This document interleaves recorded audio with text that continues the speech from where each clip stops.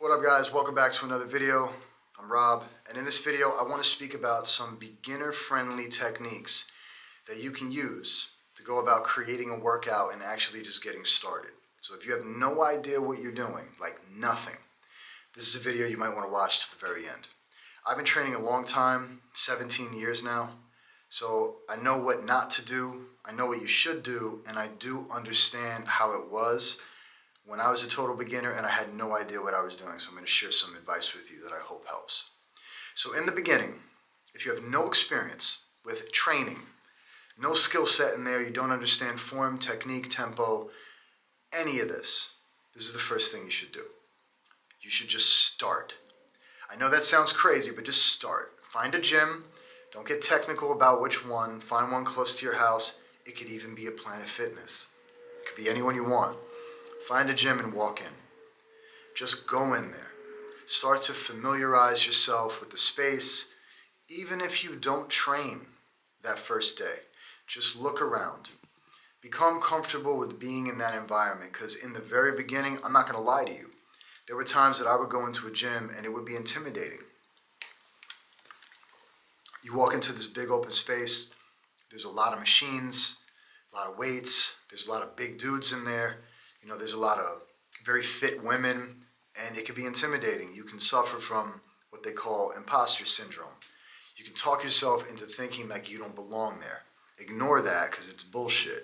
You do belong there, and everybody starts from the same place. So after you're in there and you're familiarizing yourself with things, just understand that this is going to become your second home, even if it doesn't feel like that already. Get comfortable with the space that you're in. Then it comes down to actually getting started with your training. Now, how do you do that? Here's my recommendation from somebody that's been doing this for a very long time. Keep it super simple. You're going to have a 3-day split. That's it. Push, pull, legs. That's it. And in the beginning, that's really all you're ever going to need. And even as you advance, you'll need to structure your routine a little bit differently as you get to a certain level.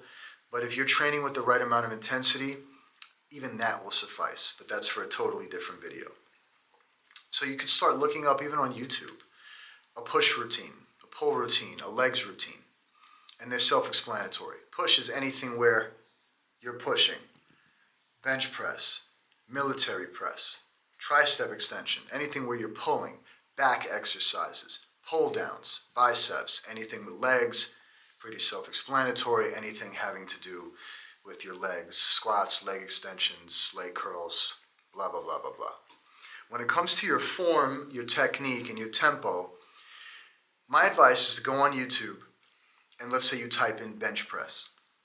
You're going to get somebody, there's millions of videos on this, where somebody's doing a bench press. There are certain techniques that you're going to want to follow, certain structure to the way that your form should be put together. And you're going to get better as you go on. But just find 3 to 5 videos where everybody is kind of teaching you the same thing in the same way. That's a good sign that these people know what they're doing, because what they're teaching you is consistent, because there really is only one way to do it. Your anatomy gets in the way of that. You know, everybody's going to do things a little differently, but there are some rules. You know, arch your back, pop your chest up a bit, bring your shoulders back. These are all very basic fundamental approaches to bench pressing. But you're going to do that for every exercise. You're going to spend some time watching, but not that much time. You want to spend a little time watching and a lot of time implementing. And every time you have your push day, you're going to structure it something like this. You're going to have a pressing movement, whether that be barbell or dumbbell.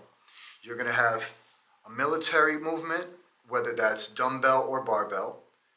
And you're going to have some sort of tricep movement. Push downs or something like that. Skull crushers you'll get into later. And that's it. When you have a pull day, you're going to structure it as so. You're going to have some back movements, some pull down movements, bent over barbell movements, deadlift movements. These are staples in the beginning. And some bicep movements. That's it. When you have a leg day, same exact thing. You do want to get familiar with squats. And you do want to get familiar with free weight, but don't be afraid to use the machine. The Smith machine is your friend. It stabilizes you. I'm a big, big fan of machine-based movements. Some people still say till this day, don't use machines, they don't build muscle as well. That's bullshit. They build muscle better, and this has been proven because they allow you to be stabilized. So you don't have to focus on stabilizing the weight and get all wobbly and potentially get hurt in the beginning. All you have to do is focus on contracting the muscle. If you're in a hammer strength machine and you're pressing for your chest, it's already set up in a way that all you have to do is learn mind-muscle connection, focus on your chest, and push out and contract.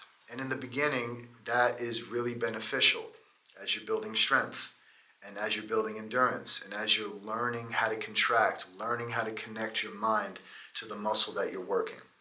That's the best way to create your split. Push-pull legs, 2-3 sets per movement. Don't go crazy with the weight. You want to focus on form. You want to focus on making sure that everything you're doing is as perfect as possible. Here's another tip. People in the gym around you are not dicks.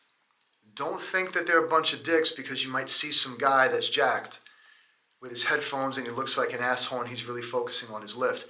The reason he's jacked is because he's focusing on his lifts, is because he's not treating it as social hour and running around talking to everybody. It's not a time to hang out. There's a social aspect to the gym, but the people that really take it more seriously are the people that you want to befriend and the people that you want to ask for help.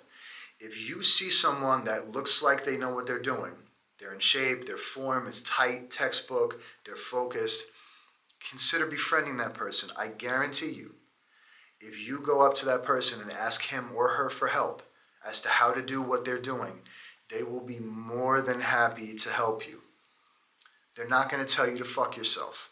It's a myth. You know, when people say like, oh, you know, everybody in the gym is a narcissistic douchebag, there's some truth to that.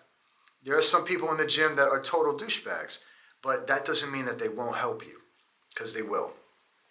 Quick story. I was in the gym earlier today and I was doing rack pulls. You can Google it if you're a beginner and you don't understand the movement. But I was doing rack pulls with a good amount of weight, about 400 pounds, and there was a dude next to me that stopped me after I was done with my set, which is gym etiquette. Remember, you have to build gym etiquette along with gym skills. You know, don't get in the way of the mirror. Don't talk to people when they're about to start their set. Don't talk to people during their set. Should be common sense, but a lot of people don't have it. Anyway, he came over to me and he complimented me on my form. I was grateful. And then he asked me what would be better, the wrist straps that I was using or the straps or the hooks that he was using. And I was happy to help him. And he was almost hesitant to come up to me because I see him every day in the gym and he's never spoken to me. But that's not because he thought I was an asshole. That's because he was giving me respect. But when he finally reached out to me, I was more than happy to help him. More than happy. I even went on Amazon and I sent him a link to the wrist straps that I use. And I even showed him exactly how to do the technique when it comes to using the wrist straps, because there's a technique to it. You know, I've been doing it for so long, I don't think about it. But to other people, they do think about it, and they have to think about it because they don't yet have the habit built in. So, long story short, I was happy to help him. It really was a pleasure to me. And that's how everybody else is going to treat you. If you need help, they will be there to help you. So I hope all this helps. I just wanted a quick video as to how, if you're a total beginner, how you should go about getting comfortable in the gym, then how you should go about structuring your first split, and then how you should go about implementing that stuff, practice, get better with form, technique, and tempo, and don't be afraid to ask for help. And I mean that. If any of this was helpful to you, like, subscribe, share with a friend, and I'll see you in the next video. Peace, guys.